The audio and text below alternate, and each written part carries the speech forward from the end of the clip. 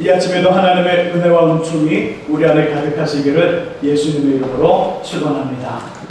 우리 마음으로요, 앞뒤 옆에 계신 분들과 함께 가장 밝은 웃음으로 참 잘 오셨습니다, 큰 은혜 받으시기 바랍니다 라고 인사하겠습니다. 참 잘 오셨습니다, 큰 은혜 받으시기 바랍니다. 참 잘 오셨습니다, 큰 은혜 받으시기 바랍니다. 자, 이제 서로 보시고요, 이쪽은 저쪽을, 또 저쪽은 이쪽을 가장 밝은 웃음으로 손을 들면서 참 잘 오셨습니다, 큰 은혜 받으시기 바랍니다 라고 인사하겠습니다. 참 잘 오셨습니다, 큰 은혜 받으시기 바랍니다. 참 잘 오셨습니다, 큰 은혜 받으시기 바랍니다. 본문을 통해 저희는요, 우리의 삶 속에 있는 하나님의 은혜에 대한 말씀을 나누고 있습니다. 은혜란 값없이 주시는 선한 아버지, 선한 부모님의 선물과 같습니다. 그러니까 좋은 것이죠. 좋아도 매우 아주 좋은 것이 은혜입니다. 특별히 세금을 걷어들이는 세리와 죄인이라고 손가락질을 당하는 사람들과 함께 식사하며 교제하는 것을 비난하고 정죄하는 바리새인들과 서기관들을 대하여 세 가지 비유, 잃은 양을 찾은 목자, 잃은 드라크마를 찾은 여인, 잃은 아들을 되찾은 아버지 이야기를 통해 예수께서 구체적으로 말씀하시는 은혜를 설명합니다. 주님을 우리에게 제시하시는 은혜는 이런 것이죠. 하나님의 은혜, 곧 이해되지 않는 주님의 좋은 것, 기대하지 않았던 하늘 아버지의 좋은 것을 받아 누리는 것이 은혜라는 것입니다. 한 번도 기대해보지 못했습니다. 생각하지 못했습니다. 그런데 하늘 아버지의 좋은 것을 받으면서 누리며 살아갑니다. 때로는 이해하지 못합니다. 이해될 수 없습니다. 그런데 주님이 우리에게 좋은 것 주시는 것입니다. 한 번도 기도해보지 못했습니다. 한 번도 생각도 못했는데 은혜의 삶, 좋은 것을 받아 누리며 살아가는 것입니다.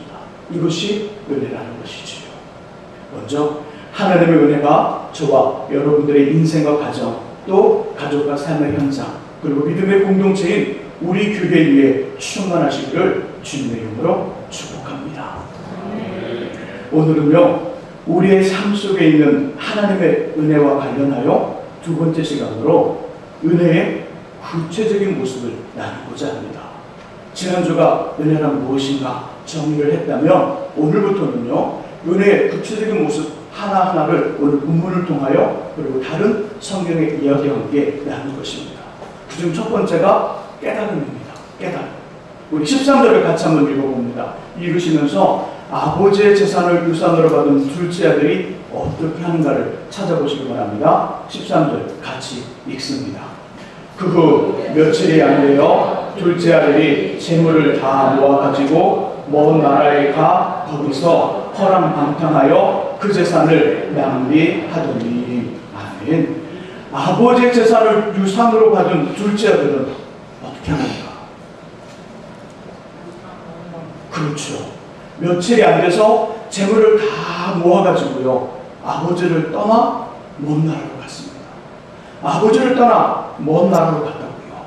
그럼 13절에서 중요한 표현은 뭘까요? 딱 13절을 읽으면서 우리 눈에 딱 들어오는 것들이 있습니다. 혹시 허랑방탕하여 재산을 다 낭비했다는 말에 그 마음이 집중이 된다면 우리 마음은요, 치유받아야 될 내면의 아픔, 분노가 있는 것이 분명합니다. 재물을 다 모아 떠났다. 이 떠났다는 이야기에 고정된다면 휴식이 필요한 지친 인생일 것입니다. 정말일까? 그런 반응이네요. 너무 심각하게 듣지 않아도 괜찮습니다. 하지만 이제 잘 들으셔야 합니다. 본문에서 결단코 놓치지 말아야 될 중요한 표현은요, 이것인데요. 둘째 아들이 아버지를 떠났다는 것입니다. 아버지를 떠났습니다. 유산을 다 모았다든지, 그 돈을 다 썼다든지, 방탕한 생활을 했다든지, 그리고 어디로 갔으며 이 일을 처리하는데 며칠이 걸렸다든지, 비율을 말씀하시는 예수님에게는 중요하지 않습니다. 둘째 아들이 그 돈을 어떻게 썼는지도 예수님에게는 별로 상관하지 않습니다. 중요한 것은요, 아들이 아버지를 떠난 것입니다. 아버지를 떠난 아들, 결국 어떻게 됩니까? 20절을 함께 읽어봅니다. 본문 20절 같이 읽습니다. 이에 일어나서 아버지께로 돌아가니라. 아직도 거리가 먼데 아버지가 그를 보고 치근히 여겨 달려가 목을 안고 입을 낮추니. 아멘. 아버지를 떠난 아들은 결국 아버지께로 돌아옵니다. 이에 일어나서 아버지께로 돌아가니라. 우리의 삶 속에 있는 하나님의 은혜의 모습 중 깨달음은 어떤 것이냐면, 깨달음은 아버지께로 돌아가는 것입니다. 아버지께로 돌아가는 것이고 아버지께로 돌아오는 것이죠. 이런 이유 저런 이유로 하나님 아버지를 떠났다가 다시 하나님 아버지에게로 돌아오는 것, 그런 계기, 그런 과정, 어떤 일과 어떤 과정과 계기를 통하여 아버지를 떠났는데 다시 어떤 계기와 과정을 통하여 아버지께로 돌아왔습니다. 아버지께로 돌아갔습니다. 이것이 깨달음이고요, 이것이 은혜라는 것입니다.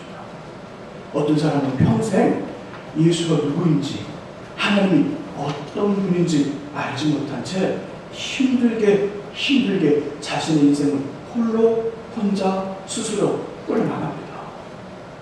어떤 사람은요, 어떤 분은요, 삶의 고비를 주님과 함께 하나님의 기적적인 도움으로 해결하고 이겨나가며 넓은 들판과 같은 삶의 현장을 일구었는데요, 그것이 걸림돌이 되어 하나님이 있습니다.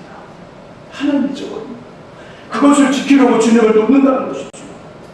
함께 신앙생활을 하며 믿음의 길을 걷다가 사람과의 관계에서 상처와 실망을 경험하고 교회를 등집니다. 예수님하고는 관계없는 인생이 된 것이지요.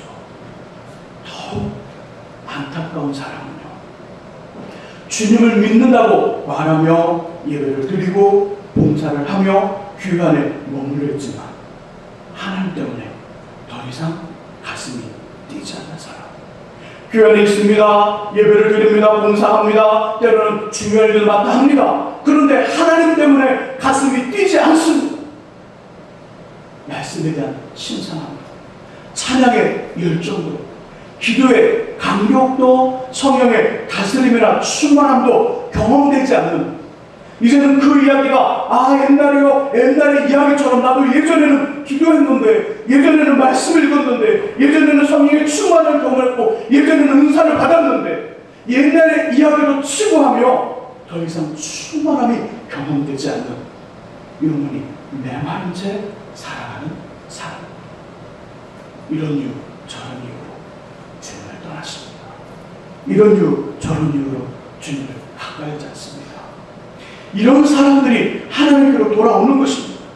예배의 간격을 회복하고요, 기도와 찬양과 말씀의 기쁨을 맛봅니다. 성령님과의 동행과 임재를 다시금 경험하기 시작합니다.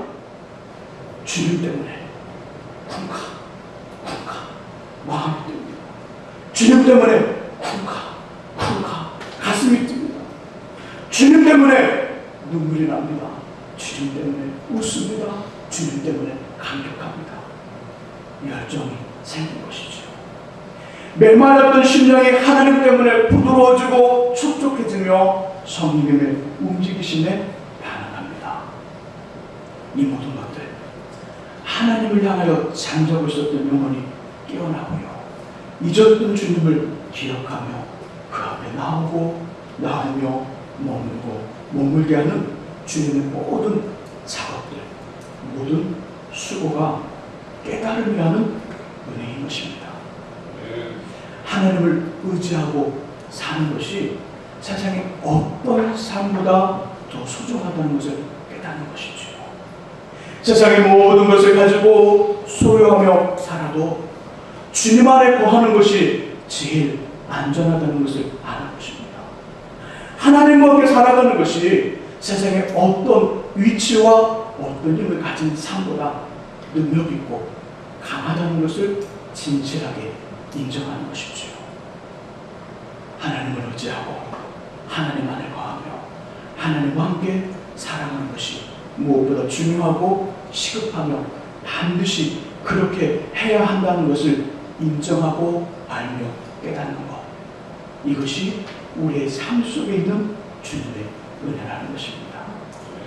깨닫게 하신 은혜가 저와 여러분들 안에 가득하기를 예수님의 이름으로 축원합니다.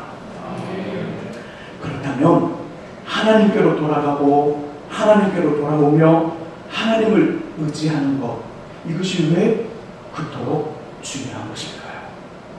구약성경 이사야서 55장 7절에 그 답이 있습니다. 우리 이사야 55장 7절을 함께 찾아보겠습니다. 구약성경 1036쪽에 있습니다.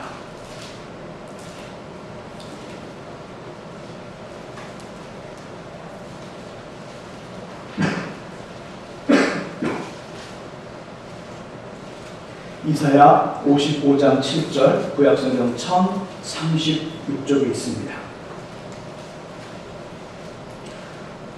함께 우리 이사야서 55장 7절을 읽어보겠습니다. 읽습니다. 악인은 그의 길을, 불의한 자는 그의 생각을 버리고 여호와께로 돌아오라. 그리하면 그가 긍휼히 여기시리라. 우리 하나님께로 돌아오라. 그가 용서하시리라. 아멘. 아멘. 하나님께로 돌아오면요, 하나님께로 돌아오면 그가 지금까지 어떤 삶을 살았다 할지라도 성경은 말씀합니다.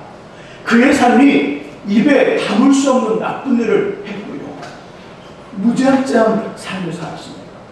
불의한 인생이었죠. 그래서 곁에 있는 사람이 없습니다. 친구가 없어요. 함께 이웃이 없습니다. 그렇다 할지라도 주님이 그를 불쌍히 여기신다는 것입니다. 언제요? 주님께 돌아오면.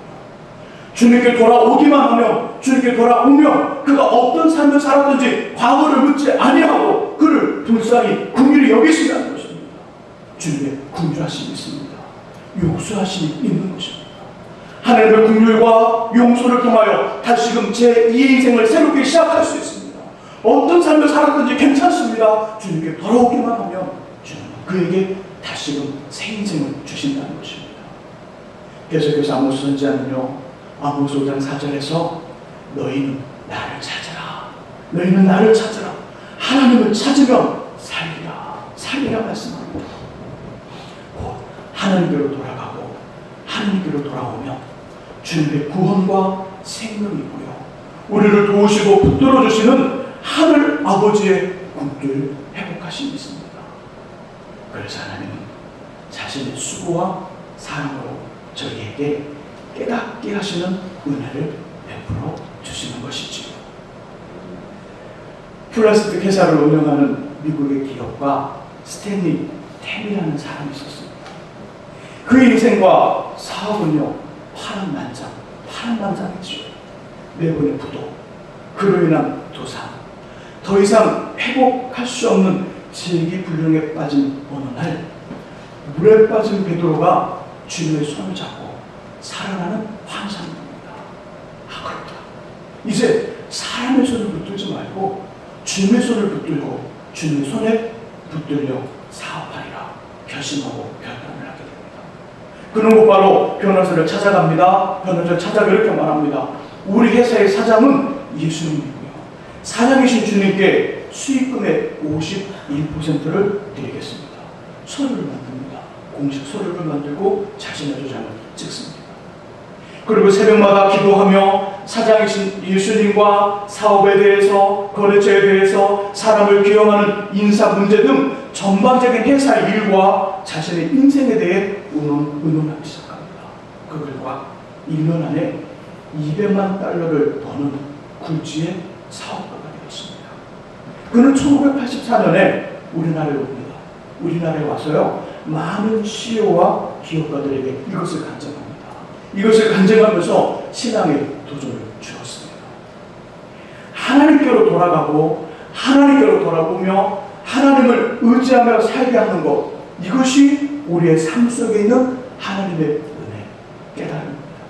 주님께로 돌아가고 주님께로 돌아오며 주님만을 의지하며 사시기를 예수님의 이름으로 부탁드립니다. 성경에는요, 우리로 하여금 자신에게 돌아오게 하는 하나님의 방법, 깨닫게 하는 방법이죠. 깨닫게 하시는 주님의 방법이 나옵니다. 크게 두 가지인데요, 그중 한 가지가 이슬비와 같은 방법입니다. 이슬비와 같은 방법. 드라마틱한 이야기로 저의 결단을 이끌어내는 것입니다. 이슬비와 같은 방법, 우리 본문 13절에서 17절을 한번 읽어봅니다. 누가복음 15장 13절에서 17절 같이 한번 읽어봅니다. 13절에서 17절 우리 한번 같이 읽어봅니다. 읽습니다. 그 후 며칠이 안 되어 둘째 아들이 재물을 다 모아가지고 먼 나라에 가 거기서 허랑방탕하여 그 재산을 낭비하더니 다 없앤 후 그 나라에 크게 흉년이 들어 그가 비로소 궁핍한지라. 가서 그 나라 백성 중 한 사람에게 붙여 사니 그가 그를 둘러보내어 돼지를 치게 하였는데 그가 돼지 먹는 쥐염 열매로 배를 치우고자 해 주는 자가 없는지라. 이에 스스로 돌이켜 이르되 내 아버지에게는 풍족한 품꾼이 얼마나 많은가. 나는 여기서 주려 줍는구나. 아멘. 17절에 이에 스스로 돌이켜 이르되, 스스로 돌이킬 때까지 과정을 정리해보면 이렇게 됩니다. 함께 한번 해보시죠. 자, 먼저 13절에 보니까 둘째 아들이 아버지가 준 재산을 다 모아가지고 먼 나라로 갑니다. 그리고 돈을 다 써버렸죠. 하지만 아직 14절을 보게 되면요, 아직 수중에 남은 돈이 있습니다. 남은 돈이. 근데 우연일까요? 아니면 우연을 가장한 흉년일까요? 그 나라에 흉년이 듭니다. 흉년. 어떤 흉년이라고 성경은 말하나요? 예, 큰 흉년. 예, 큰 흉년이에요. 큰 흉년. 마치 우리나라에 IMF가 왔듯이 그런 흉년이 온 것입니다. 큰 흉년이 그 사람이 그 둘째 아들이 살고 있는 그 나라, 그 동네에 온 것입니다. 이제는 수중에 남은 돈마저 다 떨어졌고요. 한 끼를 걱정하게 되었습니다. 그래서 찾은 곳이 돼지 농장을 가지고 있는 사람이었고요. 그 사람의 그 집에 취업하여 일을 합니다. 이 아들 한 번이라도 돼지 치는 일을 해봤을까요? 지금까지 하지 않았을 겁니다. 한 번도 해보지 않은 돼지를 키우는 일을 하게 됩니다. 아침에 일어나면 먼저 돼지 수를 점검합니다. 지난밤에 별일 없이 잘 잤나, 어느 놈이 아프거나 상처는 없는지 확인하고요. 돼지 우리를 청소합니다. 똥을 치우고요, 오줌을 물로 씻어냅니다. 그리고 밥을 준비하죠. 밥에 재료는 뭐였을까요? 그렇죠, 쥐염 열매. 쥐염 열매를 가지고요, 그럴싸하게 버무릅니다. 그럴싸하게. 그런데 자신의 뱃속에서 들려오는 허기진 소리, 쥐염 열매를 이렇게 먹음스럽게 버무리는데 배에서 소리가 납니다. 돼지가 먹는 쥐염 열매로 배를 채우고 싶지만 주는 사람이 없습니다. 주는 사람. 자신이 일하는 곳은요, 주인이 얼마나 철저했든지 양을 정확히 재서 잽니다. 그리고 주기 시작합니다. 관리를 하다 보니까 도저히 손을 댈 수 없고요. 어느 누구도 배고픈 자신에게는 관심이 없고요. 돼지에게만 관심이 있습니다. 돼지에게. 한순간에 돼지보다 못한 삶이 된 것입니다. 아버지 집에서는요, 배불러 먹지 못하고 남기고 버렸던 돼지고기, 소고기, 양고기, 숲이 머릿속에 가득히 남아있는데 그 기억이 지금도 생생히 나는데 따뜻한 잠자리와 편안한 집, 그리고 무엇보다 자신을 걱정하는 아버지, 그 품이 기억이 납니다. 그 아버지가 그리워집니다. 그 고기와 그 음식들이 자신의 눈앞에 아른아른거리며 아버지 집이 생각이 납니다. 그곳 내 아버지 집. 그리고 당장이라도 달려오고 싶은 마음이 불리 일어납니다. 오늘 이 밤, 오늘을 넘기면 다시는 영영 아버지를 못 볼 것 같습니다. 아버지를 잃어볼 것만 같습니다. 이런 것만 같은 두려움, 초조함, 조바심이 엄습해옵니다. 결국 살아있는 아버지께 유산을 달라 했던 말도 안 되는 요구, 불효막심했던 자신의 일과 그 일의 결과는 두 번째로 놓고요, 다 밀어놓고 당장 짐을 싸 아버지께로 돌아갑니다. 정말 드라마의 한 장면 같지 않은가요? 네, 전혀 그렇지 않다고, 그렇지 않더라도 그렇다고 해주시는 것이 현대인의 센스입니다. 다시 한번 다시 한번 정말 드라마 한 장면 같죠? 네. 원인과 결과와 과정이 분명합니다. 기승전결이 뚜렷하고요. 말씀을 보고 이야기를 들어보면 카타르시스가 느껴집니다. 드라마틱한 이야기, 이슬비와 같은 방법은요, 즉각적이지 않고요, 빠르지 않습니다. 좀 더딥니다. 답답합니다. 또 힘이 듭니다. 조금 느리지만 주님의 손길에 놓여있는 우리도, 이 일을 주관하시는 하나님의 손에도 아무런 흠집이 남겨지지 않은 채 가슴 따뜻한 훈훈한 고백으로 남게 됩니다. 이슬비와 같은 하나님의 방법이 그 방법입니다. 하나님이 이슬비 주문을 깨닫게 합니다. 이슬비처럼 젖게 한다는 것이죠. 젖고 젖어 어느 순간에 이제 돌이켜야 되겠다. 이제 하나님께로 돌아가야 되겠다. 이런 마음을 갖게 하신다는 거죠. 이 방법은 굉장히 지루합니다. 시간이 필요합니다. 그런데 하나님 손에도 우리에게도 흔적이 없다는 거예요. 이것과 관련된 오늘 목사님의 간증입니다. 자신의 사역하는 교회에 남자 집사님이 어렵게 사시면서 인생의 마지막 시도라고 가게를 오픈하게 되었습니다. 목사님을 모시고 개업 예배를 드리며 지금까지 사전 예배를 쫙만 합니다. 그러면서 기도를 부탁했지요. 예배를 마치고 돌아온 목사님은요, 하루가 멀다 하고 매일매일 새벽에 중간중간에 이 가정과 사업장을 기도하며 신방을 하게 됩니다. 그런데 놀라운 것은 새로 시작한 가게가 대박이었습니다. 대박. 금세 빚진 것을 다 갚고요, 가게를 확장하여 그럴싸한 사업을 하게 되었죠. 이것도 대박. 한 번도 만져보지 못했던, 아니 꿈꿔보지 않았던 많은 돈을 벌게 되었습니다. 손을 대를 일마다 잘 되었습니다. 그래서인가요? 집사님의 교회 출석은 눈에 띌 정도로 줄었고요. 교회에서 들려오던 간절한 이 기도 소리, 이 집사님의 이 애간장이 타는 듯한 간절한 기도 소리는 언제부턴가 아예 사라져버렸습니다. 보다부터 목사님은요, 집사님을 찾아가 신방합니다. 집사님, 하나님의 도우심을 잊으시면 안 됩니다. 도우심을 잊지 말고 다시금 신앙을 회복하며 집사님의 자리로 돌아오십시오. 주무분들에게 다른 사람에게 좀 맡기고요, 돌아와 기도하고 집사님의 자리를 지키셔야 됩니다. 이 말에 집사님은요, 목사님, 제가 요즘 너무 바빠서요, 교회 나갈 시간이 없습니다.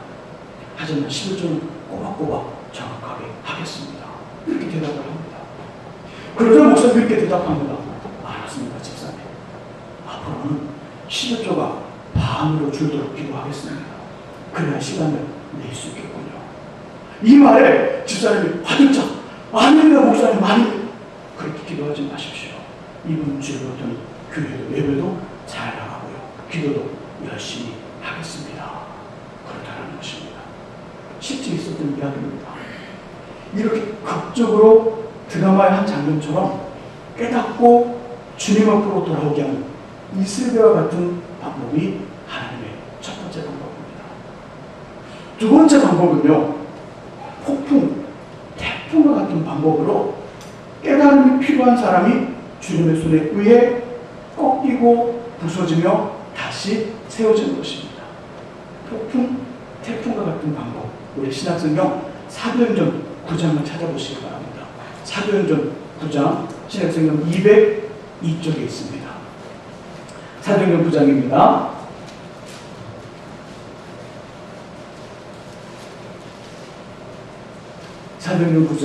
사도행전 9장에는요, 사울이라는 청년이 부활하신 예수님을 만난 후 정반은 전혀 다른 신앙과 믿음의 사람으로 새롭게 되는 이야기를 해주고 있습니다. 우리 9장 8절과 9절을 함께 읽어봅니다. 사도행전 9장 8절과 9절 같이 읽습니다. 사울이 땅에서 일어나 눈은 떴으나 아무것도 보지 못하고 사람의 손에 끌려 다메섹으로 들어가서 사흘 동안 보지 못하고 먹지도 마시지도 아니하니라. 아멘. 청년 사울이 다메섹이라는 동네로 가는 길에 주님이 찾아오셔서 이 청년을 만나주십니다. 여기에는요, 조금 힘든 뒷이야기, 배경이 깔려 있습니다. 하나님 나라에 가려면 예수를 믿어야 된다고 복음을 전하던 스데반을 사람들은 잘못된 누명을 씌워 돌로 쳐서 죽입니다. 이 일을 목격하며 이것이 맞다 찬성을 하고요, 스데반을 죽이던 사람들 옷을 지켰던 청년이 바로 이 사람 사울입니다. 사울. 태어날 때부터 로마인으로 막강한 부와 권력, 힘을 가졌고요, 당시 최고의 선생님과 학교를 했던 가말리엘의 제자로 율법에 능통했던 사울. 그의 생각에는 이런 마음이 있었습니다. 죽었다가 3일 만에 다시 살아나 하나님 나라에 가는 오직 유일한 길은 자신밖에 없다고 말하던 예수. 예수와 그의 제자들은 모두 사기꾼이다. 모두 사기꾼. 그래서 그들은 모두 잡아 감옥에 가두거나 이스라엘 땅에서 아예 없애야 한다는 마음을 가지고 있었습니다. 드디어 대제사장들에게 예수를 믿는 사람들을 잡아 옥에 가두고 죽여도 좋다는 공문을 받은 후 이 일을 실행하려 합니다. 그러나 하나님 15절의 말씀을 보니까 이 사람이 자신에게 돌아오고요, 이방인과 임금들과 이스라엘 자손들에게 부활하신 예수 그리스도를 전하게 하려는 뜻을 세워놓고 계셨습니다. 하나님의 뜻은 여기에 있습니다. 그리고요, 이 뜻 속에 있는 사울이라는 청년은 이쪽에 있죠. 지금 반대에 놓인 것입니다. 결국 주님이 어떻게 하십니까? 대제사장의 공문을 갖고 의기양양하게 다메섹을 가는 도중에 하늘로부터 강한 빛, 한 번도 경험하거나 들어보거나 본 적이 없는 하늘의 빛을 비춥니다. 하늘의 빛을 비추시면서 내가 핍박하는 예수가 바로 부활한 나라고 자신을 소개하며 만나주십니다. 이 일로 인해 사울이라는 청년은요, 큰 충격을 받고 하나님께로 돌아왔으며 평생 예수의 증인으로 살아갑니다. 하지만 그의 눈은 함께 읽은 8절과 9절에 의하면 하늘의 강한 빛으로 3일간 옥벽이 되었고요, 몸의 가십처럼 생명이 다하는 날까지 안질로 얼음을 당합니다. 하나님께로 돌아가고 하나님께로 돌아오며 하나님을 의지하며 살게 하고자 깨달음을 주시는 주님의 은혜의 방법 중 폭풍과 태풍 같은 방법은요, 이슬비와 같은 방법과는 다르게 효과가 빠릅니다. 효과가 빠르고요, 분명하고요, 결과가 똑부러지게 확실하지만 흔적이 남습니다. 깨달음을 주시는 주님의 손과 마음에는 짠하고 안타까움이라는 자국이 남고요, 깨달음이 필요했던 사람에게는 사람의 기술로는 고칠 수 없는 평생 짊어지고 살아가게 된 흠이 남게 됩니다. 마치 사울의 눈이 평생 안질로 고생했던 것처럼요. 이 말씀이 무슨 말씀인지 이해되시나요? 이슬비와 같은 방법, 폭풍, 태풍 같은 방법, 어떤 차이가 있는지 이해되시나요? 네, 전혀 고개를 반은 없네요. 이해되시면 고개를 끄덕끄덕 해주시기 바랍니다. 이해되시죠? 그러므로 깨달음이 필요한 사람들을 기도할 때 그 사람들이 나와 함께 살아가는 남편이나 아내, 자녀들, 가족일 때는요, 좀 더 주의하고요, 고민해 보셔야 합니다. 어떻게 기도할 건가? 하나님 폭풍처럼 태풍처럼 변화시켜 주십시오. 그렇게 기도할 것인가? 아니면 이슬비처럼 드라마틱한 이야기를 통하여 그 사람을 잡아주실 것인가? 잘 기도하셔야 됩니다. 왜냐하면 폭풍처럼 태풍처럼 한순간에 급작스러운 깨달음을 원하여 기도한다면 이에 상응하는 흔적이 분명히 남고요, 그 흔적을 자신과 함께 그 사람이 함께 평생 짊어지고 살아가기 때문입니다. 저 여러분 모두가 하나님께서 쓰시는 드라마 같은 방법을 통해 깨닫고 주님께로 돌아가며 주님께로 돌아오고 주님을 의지하며 사시기를 축복합니다. 이제 하나님께로 돌아와 그를 의지하며 살아가는 사람들에게 주시는 주님의 약속인 시편 34편 4절과 5절, 6절 말씀을 찾아 읽어보면서요, 설교를 정리하고 싶습니다. 시편 34편 4절에서 6절입니다. 구약성경 828쪽에 있습니다.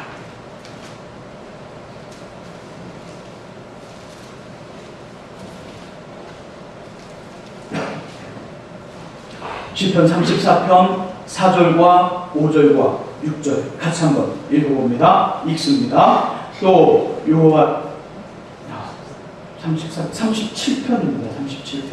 죄송합니다.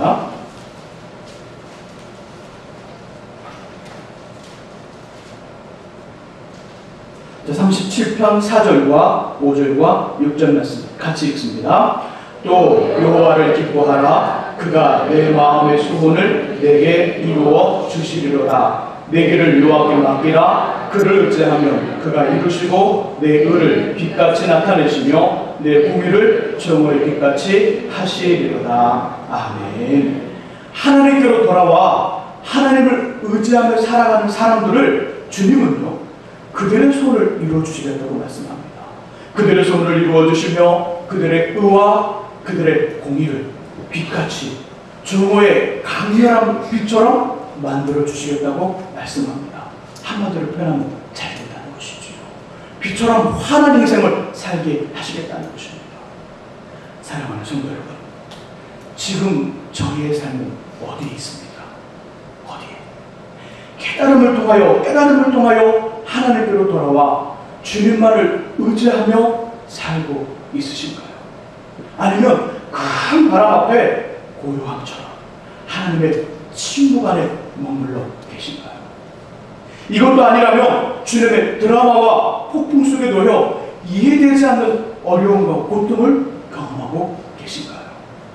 소망하기는 나 혼자 무엇을 하거나 인생의 길을 걸어가는 것이 아니라 주님께로 돌아와 하나님만을 의지하고 주님과 함께 살아가시기를 예수님의 이름으로